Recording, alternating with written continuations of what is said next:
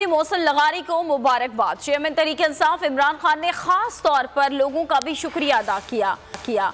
वो भरपूर जोश और जज्बे से निकले और पाकिस्तान तहरीक इंसाफ के हक में वोट दिया। जामपुर के रिजल्ट से अवाम का मूड जाहिर हो गया। PTI ने वफाकी और निगरान हुकूमत की तमाम दोस्त धांधली, मकामी क़यादत की फसलें जलाने और लोगों को इंतजामिया की मदद से धमकाने के बावजूद इम्पोर्टेड हुकूमत को इबरतनाक शिकस्त दी।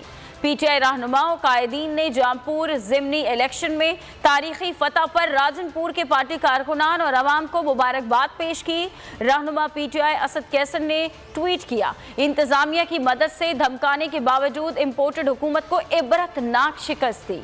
हम्माद अजहर ने लिखा कि राजनपुर में इंतहा की बदमाशी की गई, तहरीक इंसाफ के लोगों को अगवा किया गया, डराया धमकाया गया, लेकिन अवाम ने इनको इबरतनाक शिकस्त से धो डाला। बाबर अवान ने अपने ट्वीट में कहा कि अवाम ने 13 जहरीली जड़ी बूटियों यानी PDM को फ्राइंग पैन से इस्त्री कर दिया।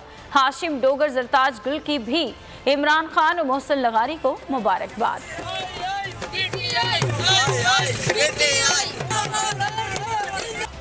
पंजाब और खैबर पख्तूनख्वा में इंतखाबात में ताखीर से मुतालिक